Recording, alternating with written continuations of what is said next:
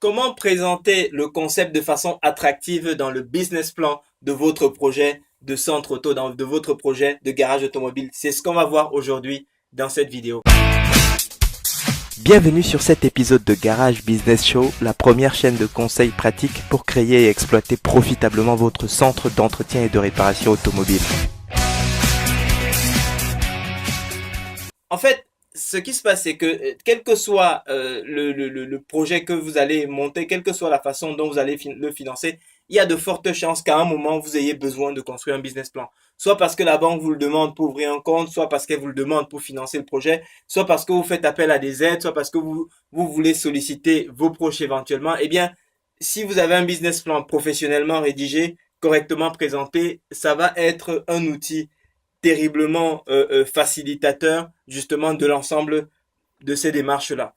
Et donc, en général, et c'est une erreur que les gens font souvent, que les entrepreneurs font souvent, pourquoi? Parce que, eh bien, ils ne pensent pas, ils pensent que tout ce qu'ils ont sur leur projet, tout le temps, toute l'énergie qu'ils y ont mis, eh bien, tous les autres gens le ressentent. Eh bien, non. Et c'est votre business plan qui permet, en fait, aux gens de se faire une impression sur votre projet. C'est la raison pour laquelle vous devez lui accorder vraiment une importance particulière. Et dans dans ce document, vous avez plusieurs parties et je vous ai fait des vidéos spécifiques pour les différentes parties. Ici, je veux vous expliquer quels sont les incontournables sur la partie qui traite de la présentation de votre concept.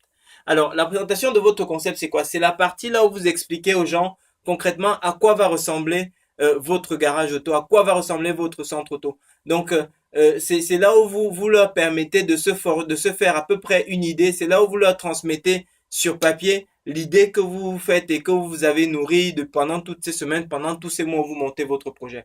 Ici, il y a 4 parties auxquelles vous devez prêter une attention particulière, en tout cas qui vont vous aider à structurer vos idées efficacement et dont vous devez parler pour que les gens puissent véritablement se rendre compte de ce dont il s'agit.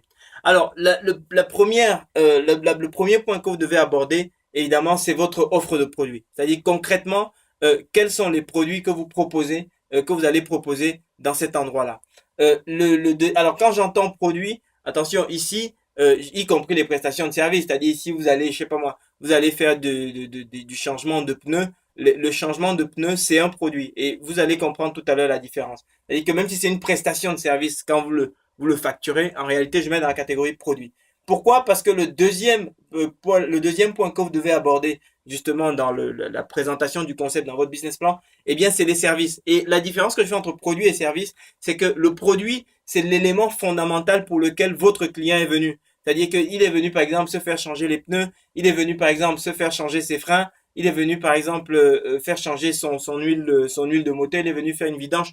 Tout ça, vous le facturez comme des prestations de services. Mais en fait, pour moi, oui, c'est des services, mais je le différencie du service au sens de tout ce qui aide le client, tout ce qui vient faciliter la décision du client. Exemple, vous proposez, par exemple, un règlement 10 fois sans frais. Ça, c'est un service. Exemple, vous proposez une garantie, par exemple, je sais pas moi, une garantie 15 jours sur toutes les batteries que vous installez. Ça, c'est un service.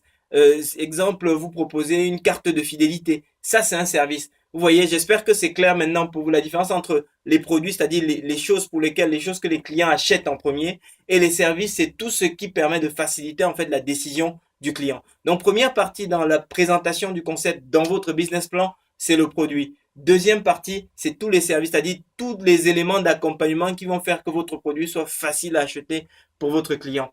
Ensuite, dans la troisième partie, eh bien, vous allez aborder les éléments de prix. C'est-à-dire qu'il faut que est-ce que vous allez monter un centre haut de gamme? Est-ce que vous allez monter un garage plutôt low cost, etc. Il faut que les gens puissent se forger une idée là-dessus et apprécier la cohérence entre votre niveau de prix et le marché que vous allez viser. Donc voilà les 3 principaux sujets que vous devez absolument aborder dans cette partie de votre business plan. Le quatrième sujet que vous devez aborder, c'est les spécificités de votre projet. C'est-à-dire que vous allez aller maintenant dans toute la partie non visible du concept. C'est-à-dire, est-ce que vous avez par exemple un système informatique qui est extrêmement puissant? Si vous avez un système informatique qui vous différencie vraiment des autres, c'est là où vous allez en parler. Si vous avez par exemple une technique de vente qui vous différencie des autres, c'est là où il faut en parler. Si vous avez une façon de manager l'équipe, une façon de faire de gérer les ressources humaines qui vous différencient des autres. C'est ça, c'est de ça qu'il faut parler. Dans la quatrième partie, en fait, vous abordez tous les éléments différenciants de votre concept et donc vous les regroupez là-dedans.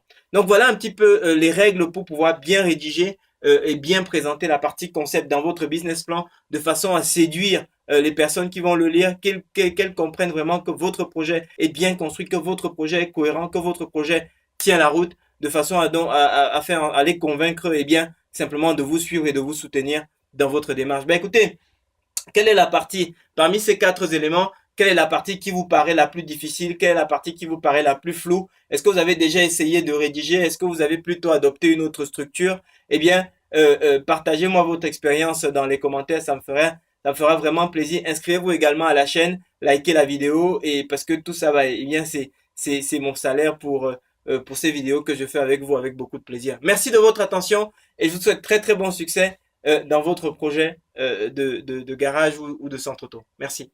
Que pensez-vous de cet épisode?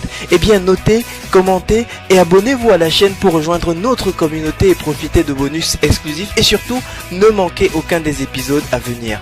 Ensuite, rendez-vous sur garagebusinessshow.com pour télécharger gratuitement checklist, plan d'action et autres outils complémentaires pour maximiser vos performances. Je vous donne rendez-vous au prochain épisode et d'ici là, je vous souhaite bon succès dans vos aventures entrepreneuriales.